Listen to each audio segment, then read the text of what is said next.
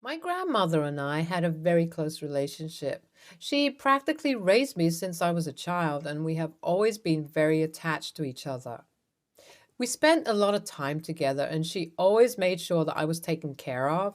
She had always told me that I would inherit a little bit more than everyone else. My no contact cousin and I had never been close. She was always a bit of a manipulator, even when we were children.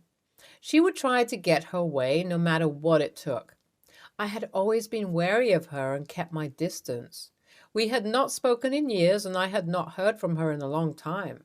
When I visited my grandma, I was shocked to see my cousin there since we hadn't seen or heard from her in years. I greeted her politely, but something felt off. My grandmother, who was usually bright and cheerful, looked visibly upset. I knew something was wrong, and I had to find out what it was. I tried to engage my cousin in small talk, but she was vague and evasive. I didn't want to push her, so I turned my attention to my grandmother. She told me that my cousin had paid her a surprise visit and that they were catching up. However, the more she spoke, the more I realized that something was amiss. My grandmother seemed hesitant to speak her mind in front of my cousin, and that's when it hit me. My cousin was manipulating her. I didn't know how or why, but I knew that I had to act fast to protect my grandmother. I left soon after, but I couldn't shake the feeling that something was wrong. I decided to do some digging and investigate what was going on behind the scenes. It wasn't easy since my cousin had cut off all contact with our family years ago. However, I was determined to find out what she was up to. I was worried and confused about what I saw, so I started digging for more information. I asked my grandma about her visits with my cousin and what they talked about, but she was always vague and would change the subject. I decided to hire a private investigator to follow my cousin and gather information on her activities. The investigator found out that my cousin had been secretly meeting with my grandma for months and was manipulating her into changing her will to make my cousin the sole beneficiary of her estate. My cousin had even convinced my grandma to disinherit me and my siblings by telling her lies about us and turning her against us. After finding out about my cousin's manipulation of my grandmother, I decided to share my discovery with my family. The family was shocked and upset by the news. They all gathered to discuss what to do next. They agreed that she, our cousin, needed to be confronted and that legal action should be taken if necessary. I contacted a lawyer and we started gathering evidence to prove my cousin's manipulative behavior. We found out that she had been convincing Grandma to change her will and make her the sole beneficiary. This was a clear case of undue influence. As we delved deeper into the matter, we received another report from private investigator. It stated that my cousin had been involved in a fraud scheme and had been borrowing money from my grandma to cover her tracks. I was heartbroken to hear this. How could my own cousin do this to our family? And how could my sweet grandma fall prey to her manipulations? I shared this news information with my family, and it only added to the frustration and anger we all felt. We knew we had to act fast to protect my grandma's assets and ensure that justice was served. Our lawyer advised us to gather as much evidence as possible before we went to court. The next few weeks were filled with tension and anxiety. We were all worried about what would happen in court and whether we would be able to prove our case against my cousin. We had to be careful not to upset my grandma, who was still oblivious to the situation. But we continued to dig deeper and gather more evidence. It was hard work, but we were determined to see it through to the end. We discovered that my cousin had been using my grandma's money to fund her lavish lifestyle and pay off her debts. Surprised to hear from her, as she had cut off contact with the family for years. As my family and I prepared for the court case, I received a call from my cousin. I was surprised to hear from her as she had cut off contact with the family for years. She asked if we could meet to discuss things before the court case. I consulted my lawyer and he told me to record the conversation just in case. I agreed to meet her, but I was cautious. During the meeting, my cousin tried to justify her actions, saying that she was struggling financially and needed the money. She tried to convince me to drop the case and work out a deal where we could both get a share of the inheritance. But I knew that wasn't the right thing to do. I left the meeting feeling more resolved than ever to expose my cousin's actions in court. I knew that my grandma deserved better and that my cousin needed to be held accountable for her actions. The day of the court case arrived and tensions were high. As we sat in the courtroom, my cousin looked nervous, and I could see the anger in her eyes. But it was too late. The evidence against her was overwhelming, and the judge ruled in our favor. He ruled in favor of my family, and the inheritance would be divided as originally intended. As we all let out a sigh of relief, my cousin let out a blood-curdling scream. She was furious and seemed to be on the verge of a breakdown. "You're all lying! You're trying to steal what's rightfully mine!" she shouted, pointing a trembling finger at me.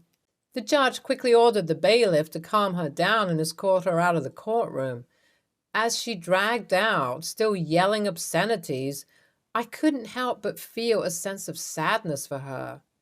She had ruined her own chance at any type of relationship with our family, and now her true intentions were revealed. After the court proceedings, my family and I went out to celebrate our victory, but even though we had won, I couldn't help but feel a sense of betrayal and hurt. It was a bittersweet victory. While I was relieved that justice had been served, it was hard to see my cousin go through the consequences of her actions. She was ordered to pay back every single penny that she had taken from my grandma. And now that she has been exposed for fraud, there will be another hearing. She will have to serve jail time. But I knew that we had done the right thing and that our grandma's legacy was protected. Over the following days, I went to visit my grandmother and update her on everything that had happened in court. I couldn't shake off the feeling of betrayal. I had always been close to my grandma, but now I felt like I didn't even know her. The fact that she had been so easily manipulated by my cousin hurt me deeply. My cousin didn't even have much of a relationship or as deep a relationship as I did with Grandma. When I visited her later that day, she was visibly upset. She apologized profusely, telling me how sorry she was for causing all this trouble. She admitted that she had been naive and foolish to trust my cousin, and that she should have listened to me when I raised my concerns. As much as I wanted to be angry with her, I couldn't help but feel sorry for her. She was clearly torn between her love for me and her guilt for falling for my cousin's lies. It was clear that she was regretful of her actions, and I could see the pain in her eyes. I reassured her that I didn't blame her and I still loved her, but our relationship would never be the same again. The trust that we had built over the years had been shattered, and it would take time to rebuild. Despite her apologies, I could still sense the guilt in her voice. It was evident that she was struggling to come to terms with what had happened, and I knew that it would take her time to heal. In the end, all I could do was forgive her and hope that she would learn from her mistakes. I knew that our relationship would never be the same again, but I was willing to work towards rebuilding it. After all, she was my grandma and I loved her no matter what. Update 1. A month had passed since the incident in court, and the family had gathered again at Grandma's house. This time the mood was much lighter, and everyone was smiling and laughing. We had been visiting Grandma more often. It was our way of assuring her that we still loved and cared for her. We didn't want her to feel alone and isolated, especially after what had happened. Grandma took a deep breath and looked at each one of us in turn. I wanted to apologize to all of you for what happened, she said, her voice shaky with emotion. We all exchanged surprised glances, not expecting Grandma to take the initiative to speak up like this. I was blinded by my love for your cousin, and I made a terrible mistake, she continued. But you were all right. She had been manipulating me, and I'm so sorry for what she did to you.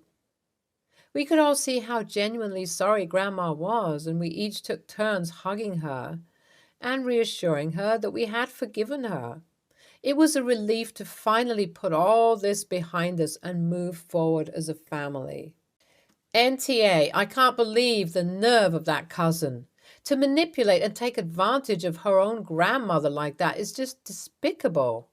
It's sickening to think that someone could be so self-centered and greedy. It makes me sick to my stomach knowing that people like her exist in this world. The way she treated OP and her family is just awful. I hope she gets what she deserves for what she did. No one should be allowed to treat their family like that and get away with it. NTA, it takes a lot of courage and determination to stand up to someone like that cousin. I'm proud of OP for taking action and not backing down. She did what needed to be done to protect her grandmother and her family's inheritance. It's not easy to go up against someone who has been manipulating your loved one for months, but she did it with grace and strength. Next story. My boyfriend John and I have a nice relationship. The most stable one I ever had for sure. He is a great person who is appreciated by both my family and my friends and who makes me a better person. John had always been extremely patient and sometimes too kind, which is why his behavior that I will talk about is bothering me a lot. For context, John lost his mother 3 years ago on the evening of the 24th of December. My parents and I live in Germany. However, my parents are English, so this year it was decided that Christmas would be spent in the UK, and of course I invited John. The 24th had been a day John always spent with his grandmother. However, the tickets were cheaper on the 24th to go to the UK, and even though I proposed to go on the 25th, John told me it was okay to leave on the 24th. So we left. The first part of the journey we were with one of my father's closest friends who just lost his wife. So everyone was in mourning and it was a difficult atmosphere. Also, the 2 days family and rest of the time alone time with John was reduced to spending time with one of my family members every day and having no time to ourselves. Me and my siblings argued. My parents argued. Siblings, me, and parents argued. It was horrible, but John stayed calm and comprehensive. We came back in the morning of the 31st, slept, and then spent time with some of my friends.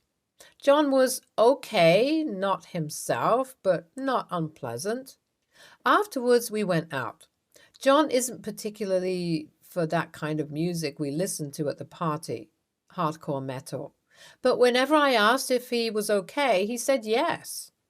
At a certain moment, we went to another party in a small venue. There was also hardcore metal. I know John doesn't like hardcore metal. I told him before, I told him he could go home whenever he wanted. He seemed pissed at a certain moment, told me he wanted to go home. I told him, stay for another 20 minutes, make an effort. This was at 4 in the morning. John then lost it and said, I spent the 24th and 25th with your arguing family. I have done enough effort. I started crying. He told me how he would have wanted to be with his family, which he didn't express to me before, and then John left. And in front of my friends, he gave me a kiss on the cheek, which shocked everyone. I told him when I came home that in no way did I appreciate him arguing with me in public, that he ruined my party and that he is a party pooper for behaving in this way, and that I expect him to apologize to all my friends who were at the party. TLDR. AITA for telling him he ruined my NYE and to ask him to apologize to my friends? So let me get this straight.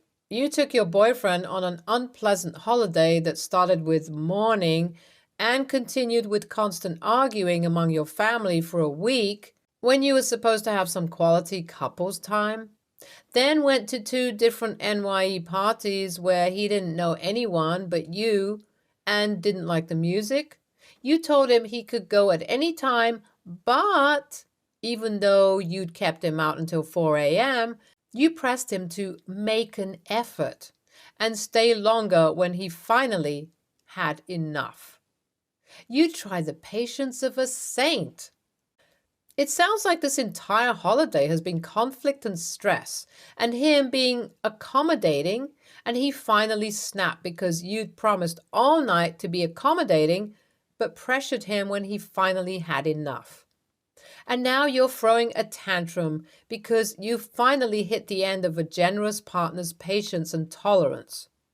Of course, YTA, you're the one who owes him an apology. YTA, Jesus. Ignoring all the other BS you and your family put him through, you had just told him to leave whenever he wanted. You knew he wasn't a fan of that genre of music. So when he says that he wants to take you up on the offer and leave, you tell him he's not making an effort? How short-sighted are you? Or is this just straight narcissism? Next story. My wife is a teacher and refuses to work over breaks. She's 32 and I'm 31. We're both women. We live in a high cost of living city. We need to live in the city for her job because of the union rules. I work from home about 40 to 45 hours a week at my main job. Then I work at about 10 to 15 hours a week at a part-time job outside the home. I also help my brother with his business, which is usually only about 4 or so hours a week, but he pays me. Recently, we've needed to adjust our budget a lot because of rising costs. We're trying to afford to put down a down payment on a condo in the city closer to her school, which is in a richer neighborhood. We both have loans and medical issues that take up a lot of our budget. Our rent is going up and something has to give. Her commute is already about an hour each way. Because I work from home and my part-time job is close and only about 10 to 15 hours a week, she wants me to get another job. My brother can't offer me any more work than he's giving me. I told her absolutely not, and she needs to work over the summer and winter breaks instead. She blew up at me and says her job is extremely difficult, and I don't understand how much she needs the summer and winter off. I know that her job is tough, but she is claiming she needs the summer break, otherwise she will get burnt out and depressed. I'm already burnt out and depressed working so much, and now she wants me to do even more. Some of my friends are saying I'm an a-hole because being a teacher is much harder than the jobs I have. Some of my friends are saying she's the a-hole because I'm already working multiple jobs and she gets the summer and winter off. AITA for telling my wife I won't get a job and she needs to get another job. NTA, you are working 54 to 64 hours a week. Teaching is certainly a more than 40-hour week occupation. I'm married to one. However, there is no reason that she cannot pick up a part-time summer job that is something she genuinely enjoys. A baker, Uber, part-time editing from home. The options are endless, and surely there is something within her interest that will not be adding a lot of stress because it's not teaching over the summer. She's the a-hole for insisting that you work more than her, and using her job as a reason for why that should be. Would she be willing to compromise on a smaller apartment? If not, then she needs to look at ways to contribute to keep what you've got or get what you want. NTA, you have 3 jobs working at least 60 hours a week already. She has 1 job. My ex was a teacher and several of my friends are too, so I know that some breeze through it and some struggle and have to work a lot of hours. It's not always an easy or lucrative job. Ultimately, she has more hours available than you for an additional job. If she's not willing, then you may not get that condo. And if money's tight, how will you pay for the increased taxes? For the AC that broke? For the water leak that ruined the floors? And you need to replace the dishwasher, etc., etc. I suppose it might be a discussion about if her job is lucrative enough or if she needs to get another one that pays better, and maybe the same for you. Stay tuned for more stories from our girl relationships.